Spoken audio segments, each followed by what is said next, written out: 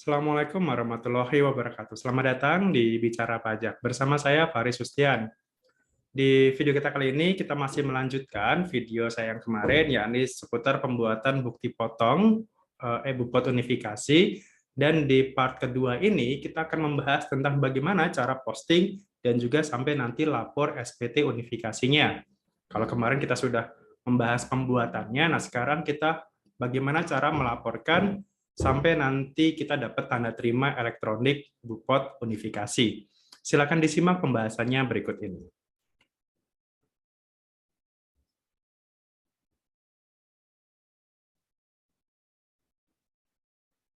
Oke, kemarin sudah sampai tahap ini impor data PPH. Mungkin nanti untuk khusus impor data Excel nanti mungkin ada part tersendiri ya, video tersendiri bagaimana cara membuat pembuatan bupot unifikasi ini menggunakan fitur impor data gitu. Nah, nanti kita akan untuk video kali ini kita akan membahas mulai dari posting tersendiri. Jadi ketika kita sudah membuat bupot unifikasinya, langkah berikutnya itu kan kita harus posting terlebih dahulu ya. Jadi sebelum kita unifikasi ini kita masukkan ke SPT masa, maka kita harus posting terlebih dahulu. Jadi sama seperti e-faktur, sama seperti bupot 23 gitu. Jadi bukti potong yang sudah pernah kita buat, baik itu tadi ya, baik itu untuk yang setor sendiri, ataupun yang bukti pemotongan, ataupun yang non-resident tadi, itu harus kita posting terlebih dahulu. Nah, untuk postingnya sendiri, itu ada di menu posting di sini. Jadi tetap ya, melalui menu di pajak penghasilan, kemudian kita input di atau klik posting di sini, nomor 1, kemudian pilih tahun pajaknya, kemudian masa pajaknya kapan. Gitu. Jadi di sini pertama kita pilih posting terlebih dahulu, kemudian tahun pajaknya, tahun di mana kita buat bukti unifikasi tadi, kemudian masa pajaknya kapan, misalkan tahun 2022 masa April gitu ya. Kemudian kita pilih cek di sini. Kita pilih cek. Kemudian setelah kita pilih cek, nah tinggal kita pilih di sini posting gitu ya. Tanda tanya gitu notifikasinya. Anda akan buat SPT baru 2021 ini masanya ya, masa 2021 Februari gitu ya, revisi 0. Jadi misalkan katakanlah bukti potong tadi itu untuk masa April 2022, berarti nanti bunyinya adalah Anda akan membuat SPT baru 2022 strip bulan 4 gitu, revisi 0 gitu. Kita kemudian pilih OK di sini, klik OK. Kemudian setelah itu akan ada notifikasi berikutnya. Kalau ternyata tidak ada masalah gitu, jaringannya aman dan sebagainya, harusnya notifikasinya adalah di sini sukses berhasil mengirim bukti potong gitu. Artinya bukti potong yang sudah kita buat tadi itu kita transfer ke SPT masa unifikasi. Oke, setelah berhasil di nomor 6 ini, kita lanjut ke nomor 5 ya. Jadi kan ada rangkaian kemarin kan, mulai dari login, kemudian pembuatan bukti potong, impor, kemudian posting. Nah, yang nomor 5 ini adalah penyiapan SPT masa unifikasinya. Jadi kita harus menyiapkan dulu sebelum kita laporkan. Nah, penyiapan bukti atau SPT masanya ini kita masuk ke menu nomor 3 di sini. Nomor tadi kan pada saat kita pilih unifikasi itu kan dashboard, kemudian pajak penghasilan, kemudian SPT masa ya. Nah, ini kalau kita balik lagi ke menu yang sebelumnya, ini menunya ada di mana? Menunya ada di lapor, kemudian pilih pra pelaporan, kemudian pilih yang bupot unifikasi gitu. Kemudian nanti kita masukkan ke SPT masa. Di sini ada dua menu, ada dua submenu di sini. Yang pertama adalah perekaman bukti penyetoran dan juga penyiapan SPT masa unifikasi gitu. Jadi pertama kita harus siapkan dulu bukti penyetorannya. Kita harus input bukti setorannya berapa, kemudian setelah itu kita siapkan SPT masanya. Nah, untuk perekaman bukti penyetoran pertama biasa di sini ya, ada yang harus diinput tahun pajak, masa pajak, jumlah tagihan, rekam bukti penyetoran dan ringkasan pembayaran. Gitu. Jadi ini harus urut ya. Jadi A dulu baru B. Kecuali misalkan ternyata tidak ada bukti yang distorkan gitu atau nihil laporannya. Nah, bisa jadi langsung masuk ke B. Tapi kalau ada PPH yang harus di-store terlebih dahulu, maka silakan pilih yang A. Kita pilih yang A dulu, perekaman bukti penyetoran, silakan pilih nomor 1 dulu ya, tahun pajaknya berapa, kemudian masa pajak, kemudian kita cek di sini. Otomatis di sini pada saat kita cek, gitu, akan muncul jumlah tagihan di sini, jumlah tagihan yang harus kita setorkan, gitu. Nah, di sini pada tombol aksi, di sini ada langsung kita bisa buat kode billing. Jadi pembuatan kode billingnya bisa langsung dari sini ya, gitu. Jadi tidak perlu buat kode billing sendiri di menu e-billing. Jadi langsung pembuatan kode billingnya bisa langsung dari sini. Kemudian kita juga bisa cetak di sini. Jadi ada 2 aksi, buat dan cetak kode billing. Nah, misalkan di sini ada jenis pajak yang harus di-store ya. Contohnya ini ada pasal 22 masa sebesar 1 juta. Kemudian di sini adalah PPh pasal 23, ini kode PPh pasal 23, masa juga. Kemudian 27, ini 27 itu kalau nggak salah pasal 15 ya. Mohon maaf kalau salah. Kemudian PPh pasal PPh final 4 ayat 2 itu kodenya adalah ini 41128 410 itu saya lupa berapa, cuman kalau nggak salah sewa ya. Kalau nggak sewa ya 410 itu kalau nggak salah sewa gitu. Oke, ini totalnya segini, ID billing-nya masing-masing gitu. Kenapa? Karena ID billing itu sendiri adalah satu jenis pajak, satu masa pajak, 1 tahun pajak. Jadi untuk saat ini nggak bisa digabung ya gitu. Jadi masing-masing jenis pajak ini itu harus dibuatkan masing-masing billingnya gitu. Jadi nggak bisa, oh ini di total semua baru kemudian di billingnya jadi satu gitu ya, nggak bisa gitu. Jadi tetap buat kode billingnya ini masing-masing jenis pajaknya ini gitu. Oke, nah kalau misalkan ini ternyata sudah di-store di sini, ID billingnya sudah di-store. Nah, tadi ya ini ada 2, buat kode billing dan juga aksi cetak billing. Untuk kode billing ini sifatnya opsional ya gitu. Jadi bisa dari bukti potong, bisa dari menu ini, bisa juga pakai aplikasi e-billing, bisa juga dari aplikasi M-Pajak gitu ya, yang pajak versi mobile-nya. Itu kan ada pembuatan kode billing gitu. Cuman memang kalau saran saya kalau memang bisa buat dari sini langsung aja gitu. Karena kan otomatis sudah mengenerate ya, sudah otomatis harusnya sudah benar nih masa pajak, kemudian jenis pajak, jenis setoran, tahun pajaknya otomatis sudah sesuai gitu. Daripada kita buat di tempat lain gitu. Takutnya salah gitu kan. Nah, langsung aja buat kode billingnya dari sini. Cetak kode billing ya ini bisa kita cetak atau juga bisa pakai screenshot aja juga cukup ya gitu. Yang penting kan nomornya, nomor kode billingnya gitu. Ini tinggal kita bawa pembayarannya bisa ke kantor pos, ke bank, ke mobile banking juga bisa gitu. Untuk mobile banking yang setahu saya itu bisa di Mandiri online ya atau di Livin by Mandiri. Bisa juga pakai Tokopedia, Tokopedia bisa, Bukalapak itu juga kalau nggak salah ada.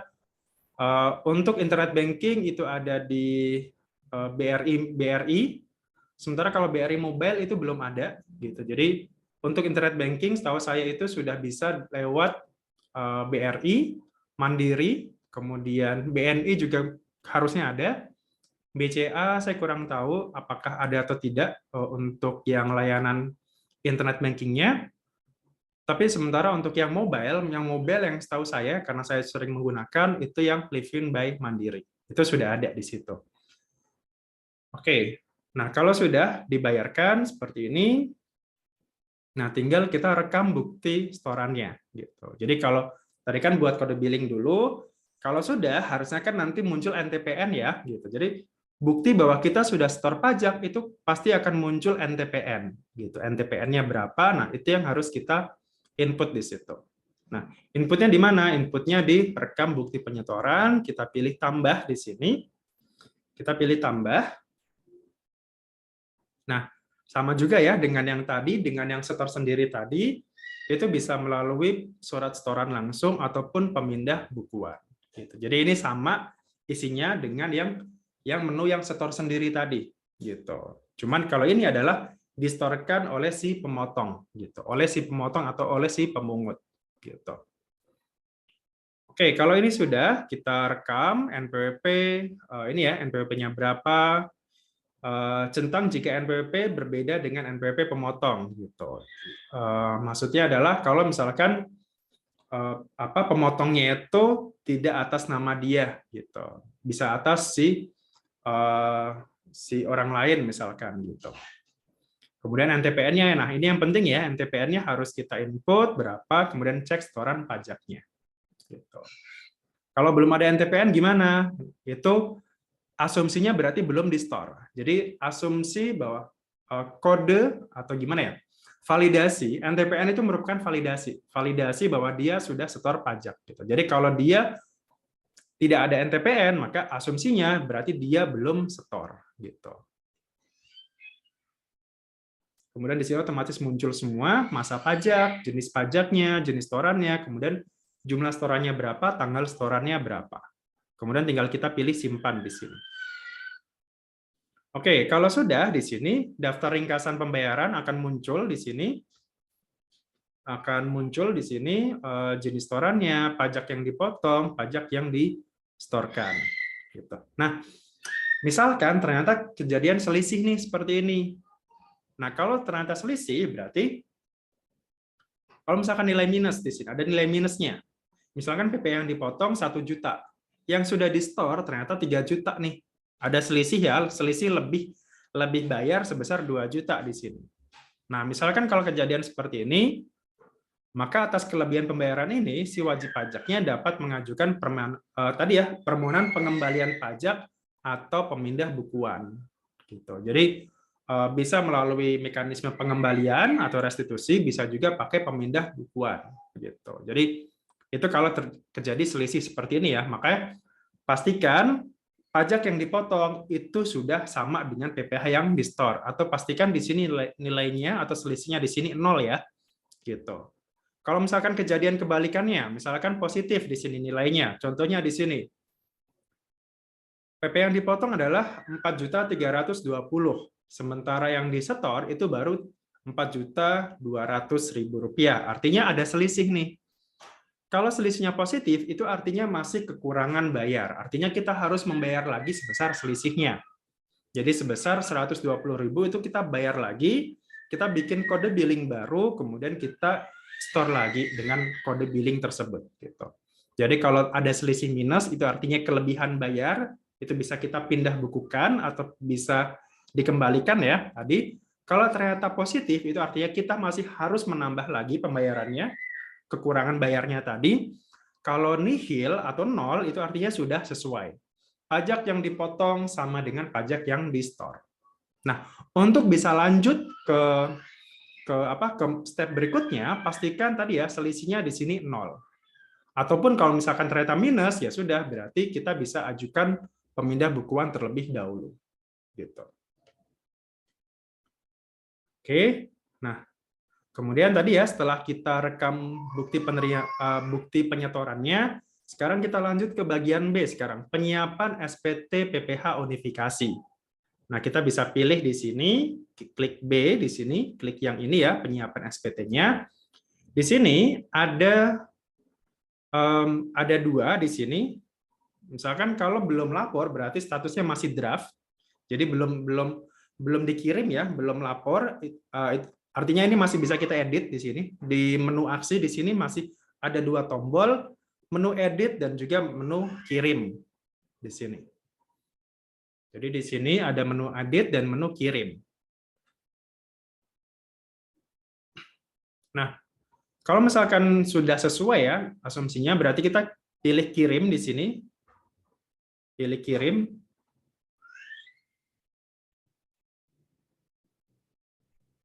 Kemudian di sini lengkapi SPT-nya. Jadi pada saat kita kirim tadi atau pilih draft tadi ya, edit tadi, pilih aksi di sini, pilih nomor ini, edit di sini.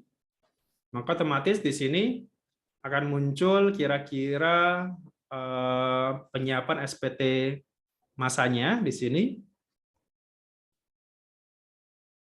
Nah, di sini misalkan langkah 8 perekaman lampiran DOSS di sini dalam hal terdapat imbalan yang diterima atau diperoleh sehubungan dengan pengangkutan orang dan atau barang termasuk penyewaan kapal laut oleh perusahaan dalam negeri, maka isikan kolom lampiran DOSS ini dengan cara memasukkan jumlah dasar pengenaan pajaknya dan juga jumlah pajak secara total. Itu kalau ada ya di sini. Kalau misalkan tidak ada, berarti ya ini kita bisa skip saja.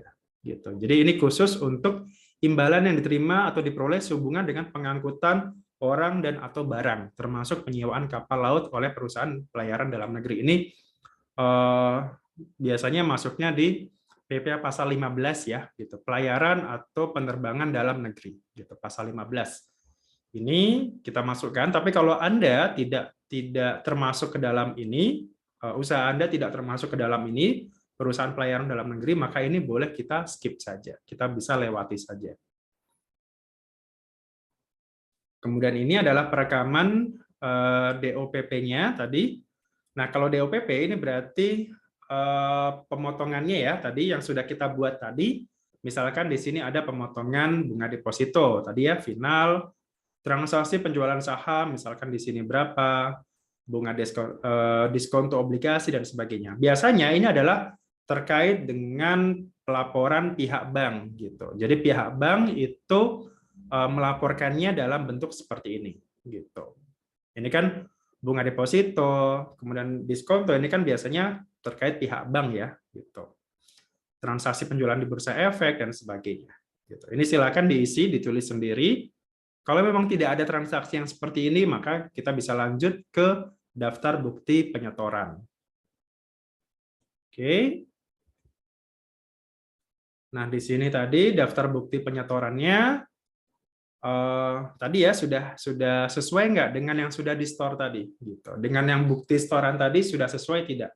Gitu. Kita cek lagi sekali lagi semua bukti storannya itu sudah sesuai atau tidak. Kemudian kalau sudah, kita langsung masuk ke penandatanganan ini.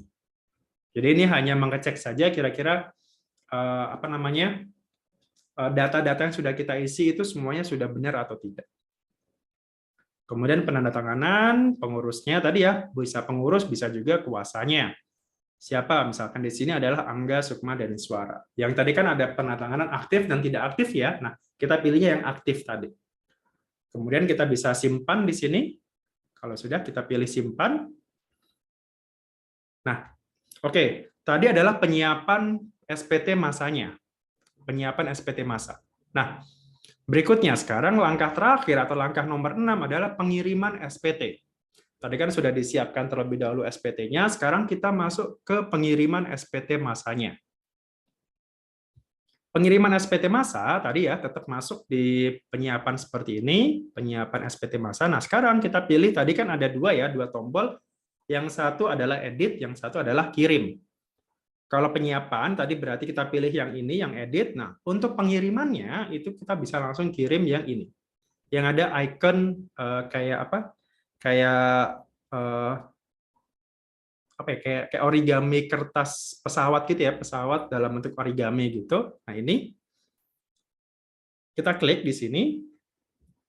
Kemudian tadi ya lampiran ini hanya merekap saja, berarti lampiran DOS yang tadi sudah kita isikan, kemudian lampiran DOPP-nya tadi, ini DOPP-nya tadi, daftar lampiran objek potong atau pungut tadi. Kalau yang DOSS ini adalah daftar objek setor sendiri tadi ya, yang sudah kita isikan tadi. Kemudian, tapi ini terkait dengan termasuk penyewaan kapal laut atau perusahaan pelayaran dalam negeri gitu. Oke, kemudian lampiran bukti pemotongannya di sini, bukti pemotongan atau pemungutan yang berformat standar. Ini hanya mengecek saja. Kemudian lampiran DBP bagian 2 itu adalah daftar surat setoran pajak bukti penerimaan yang sudah kita buat tadi. Jadi di sini nomor bukti potongnya, NTPN-nya juga ya di sini. Oke, ini hanyalah lampiran-lampirannya saja. Nah, sekarang kita masuk ke induk SPT-nya di sini. Induk SPT itu tadi ya, karena kumpulan-kumpulan unifikasi artinya ya ini digabung jadi satu nih. Ada PPA pasal 4 ayat 2, ada PPA pasal 22, PPA pasal 15, dan disetor sendiri. Gitu. Jadi ini hanyalah rangkuman dari bukti potong yang sudah kita buat sebelumnya. Nah, kalau sudah SPT-nya di sini, kita kirim sekarang SPT-nya. Nah, kita kirim di sini. Nah, untuk mengirimkannya, kita membutuhkan namanya sertifikat elektronik. Nah, itu tadi ya pentingnya kenapa Anda harus punya sertifikat elektronik terlebih dahulu. Jadi sama seperti kalau kita mau lapor SPT masa PPN, SPT masa PPA pasal 23, dan juga unifikasi ini, pentingnya Anda harus punya sertifikat elektronik. Bagaimana kalau ternyata belum punya? Nah, Anda harus ajukan terlebih dahulu. Anda bisa datang langsung ke KPP tempat Anda terdaftar, ataupun bisa melalui email gitu ya. Jadi sekarang KPP pun menyediakan email untuk menyertakan file-file permohonan sertifikat elektroniknya. Gitu. Jadi masukkan sertifikat elektronik, kemudian passphrase-nya. Passphrase ini adalah istilahnya password yang untuk membuka sertifikat elektronik nih. Jadi biasanya pasti akan berpasangan. Ketika kita punya sertifikat elektronik, pasti kita punya passphrase. Passphrase ini adalah yang mengisi adalah si wajib pajak sendiri ya, jadi bukan dari kantor pajak.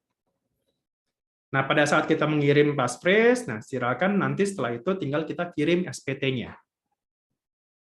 Kirim SPT seperti biasa, kita kirim di sini. Nah, kalau berhasil di sini kita balik lagi ke dashboard tadi ya, ke menu dashboard yang utama. Artinya di sini tadi pelaporan yang sudah kita kirimkan atau SPT yang sudah kita kirimkan akan muncul di sini. Akan muncul di daftar SPT unifikasi yang telah dikirim. Nah, di menu aksinya tadi ada 4 ya tadi ya. Lihat BPE di sini, lihat BPE, lihat bukti potongnya, kemudian cetak SPT, dan juga unduh di sini, unduh SPT-nya.